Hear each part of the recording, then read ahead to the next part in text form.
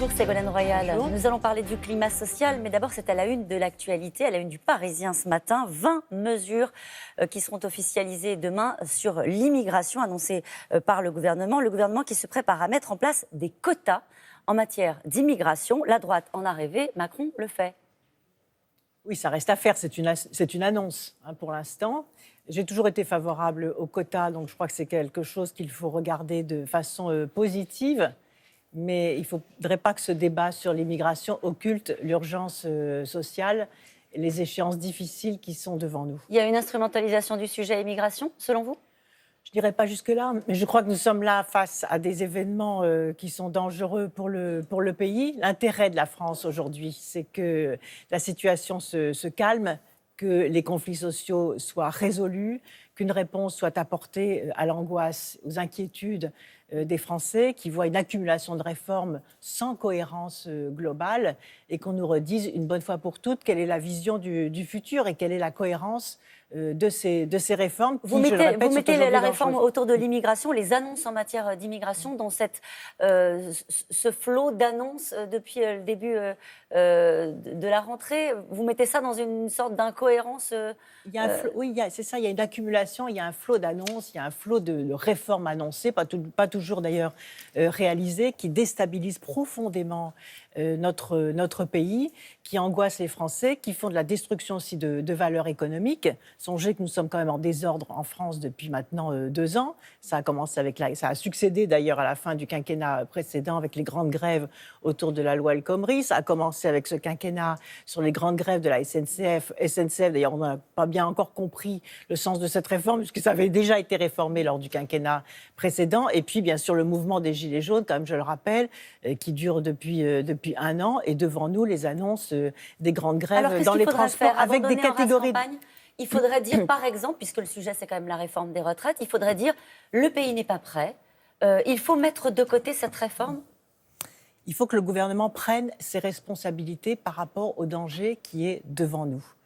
Le mois de décembre s'annonce dangereux. Pourquoi ? Parce qu'il y a un risque de convergence de l'ensemble des mécontentements. Les Gilets jaunes ont annoncé se rallier à la grève des transports. On voit aussi des secteurs complètement déstabilisés par la mondialisation, le secteur bancaire, le secteur de la grande distribution, et enfin des services publics en grande souffrance, en très grande souffrance, auxquels le gouvernement n'a pas répondu. Je pense en particulier aux services publics de la santé et des urgences médicales. Et donc, qu'est-ce qu'on fait quand on est aux responsabilités et qu'on est face à ce climat que vous décrivez ? On arrête les réformes ? On apaise, on rassemble les Français.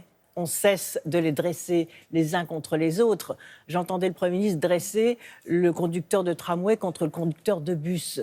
C'est parfaitement cynique, cette façon de faire. On ne gère pas un pays, on ne gouverne pas un pays en divisant les Français ou là, en appelant les usagers des services publics contre les cheminots. J'ajoute, parce qu'il ne faut quand même pas oublier ça, la violence dans notre pays, les banlieues qui sont aujourd'hui en grande... mais qui peuvent très bien aussi s'enflammer au moment du mois de décembre, et rajouter à cela... Ce que j'aimerais comprendre, c'est quel est le rôle... Je voudrais rajouter quelque chose de très important.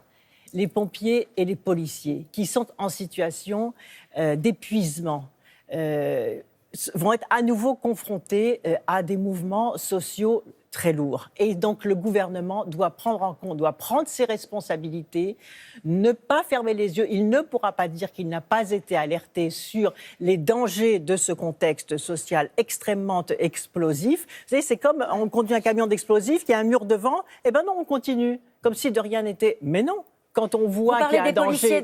Vous parlez des policiers et des pompiers. Vous sous-entendez que le gouvernement n'est plus en mesure de maintenir l'ordre public parce qu'il y a cette fatigue du côté de ceux qui sont chargés de maintenir l'ordre public, je pense en particulier aux policiers. C'est ça que vous laissez entendre ? Mais je dis simplement ce que le bon sens dit, c'est-à-dire qu'il y a une telle tension accumulée dans notre pays, de tels problèmes qui ne sont pas résolus. Vous savez, n'oubliez pas comme que il y a eu 11 accidents mortels durant le mouvement des Gilets jaunes. 11 accidents mortels. Des citoyens qui ont été mutilés des yeux, mutilés des mains. Des policiers qui ont été, et des pompiers qui ont été gravement blessés. C'est ça le modèle français ? Donc, j'en reviens à la troisième fois que je vous pose cette question, mais est-ce qu'il faut suspendre, mettre de côté la réforme des retraites ? Est-ce que vous dites aujourd'hui, le pays de toute façon n'est pas prêt, cette réforme, elle n'est pas urgente, on la fera plus tard ? Je dis aujourd'hui, premièrement, qu'il ne faut pas renouveler l'erreur de la taxe carbone, où le gouvernement a mis des mois avant de retirer cette réforme, alors que dans les 24 heures, on voyait que ça allait exploser parce que cette réforme était absurde. Il faut la retirer maintenant. Était injuste. Donc ça, tout le mouvement des Gilets jaunes aurait pu être évité. Aujourd'hui, nous sommes face à de multiples conflits sociaux. Le gouvernement doit prendre ses responsabilités. C'est à lui de décider comment il ramène le calme dans le pays, comment on remet la France d'aplomb, comment on cesse de porter atteinte aussi aux intérêts économiques. Vous savez, par rapport à la liste que j'ai faite tout à l'heure, il y a aussi les difficultés des entreprises dans le secteur du commerce qui ont été gravement touchées par ce mouvement des Gilets jaunes. Est-ce que ça vous choquerait, Ségolène Royal, si le gouvernement annonçait demain qu'il allait prendre davantage de temps pour faire la réforme des retraites? Est-ce que ça vous choquerait? Je pense qu'il doit apporter une réponse globale au sujet. Certaines réformes annoncées doivent être rectifiées, d'autres doivent être tempérées, mais ce qui est le plus important, c'est de redonner une perspective. Où est le projet pour la nation? Où est le projet pour la France? Comment on remet la France au travail, debout, confiante, fière d'elle-même?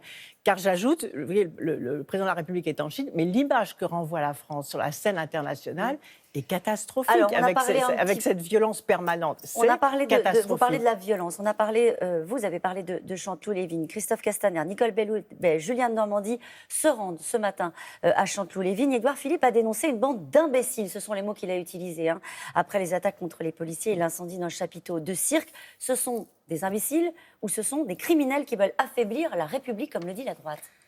Ce sont des délinquants qui s'en prennent en plus à une structure destinée aux enfants, destinée à la culture. Vous savez que moi, j'ai toujours regretté la suppression du service militaire. On voit ce que donnent des jeunes qui sont en échec scolaire, qui sont en déshérence, qui sont à la rue, qui sont sans contrôle, sans formation, sans métier. Il faudra les mettre au service militaire, ça changerait les choses? Je pense que l'encadrement militaire des délinquants, ça reste parfaitement d'actualité. Donald Trump, on en a parlé dans le journal de 7h30. Les États-Unis ont officialisé leur sortie de l'accord de Paris. La France affirme qu'elle regrette ce choix. Vous aussi, bien sûr, naturellement. Bien sûr. Mais quand un choix est difficile comme celui-ci, il faut savoir rebondir. Et c'est peut-être une opportunité, et pour l'Europe, et pour la France, de reprendre le leadership climatique, aux entreprises de continuer à s'engager dans la transition énergétique, mais surtout à la France de continuer à donner l'exemple de la transition énergétique. Or là, on sait, et ça fait partie aussi de la crise sociale, qu'il y a eu beaucoup de recul sur la transition écologique et énergétique. Ça devait être la priorité de l'acte 2. Ça devait être la priorité de l'acte 2. Et on voit qu'avec, par exemple, la suppression du crédit d'impôt, c'est-à-dire des aides fiscales données aux Français pour faire les travaux d'économie d'énergie, il y a là des reculs qui sont inadmissibles. Merci beaucoup, Ségolène Royal, c'est à vous, Laurent.